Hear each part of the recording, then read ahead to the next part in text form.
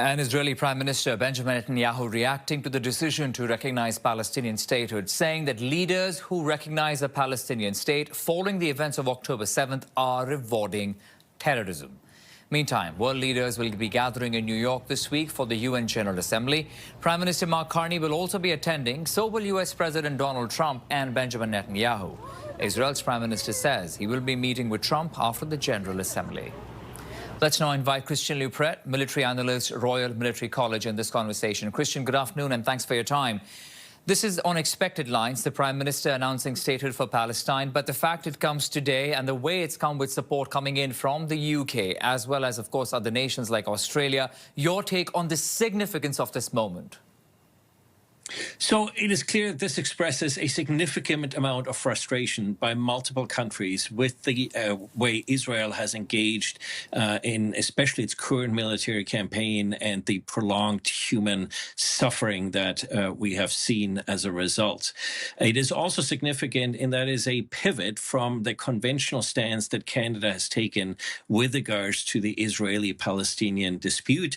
And it is also significant insofar as it puts Canada significantly offside with the United States. And so if this is the idea of Prime Minister Carney's pivot to Europe by aligning with the United Kingdom and France, he's very much offside with Germany, because the German Chancellor has made it very clear that in his view, the announcements of recognition of statehood has to come at the end of a peace process and cannot come at the beginning, because it will ultimately simply amount to some symbolic recognition with no real consequences on the ground.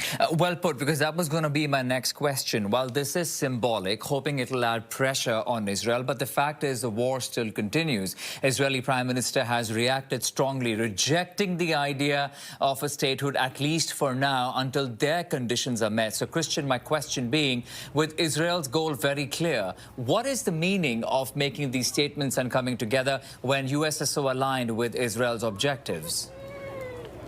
Well, so I think this is very much sort of Benjamin Netanyahu pushing back. I mean, he has staked 30 years of his political career on avoiding a two-state solution. Yeah. And so when there was the sense that some states in the Western Alliance would recognize a Palestinian state, that is when he doubled down on his campaign in Gaza. And I suspect what we will see next is the Israeli Prime Minister announcing more settlements in the West Bank. And so I'm not sure that this symbolic recognition is ultimately going to generate the humanitarian outcomes that the countries that are trying to force it will generate.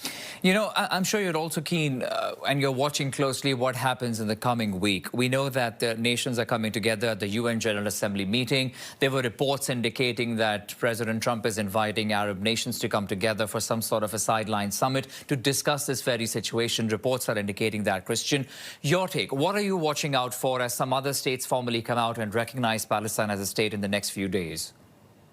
Well, so we make this out to be about international relations, but I actually think for the countries involved, especially the United Kingdom, but also France, for Canada, this is really about domestic politics. It is about domestic electoral politics. In Canada, it is an unfortunate continuation that ties domestic policy to foreign policy, which we had the impression Prime Minister Carney was going to break with. And I suspect that the budget that is forthcoming in Canada will include some elements that will run counter to the interests of members that lean more to the left in caucus and in cabinet. And so I think this is, in Canada, a way to appease those particular members.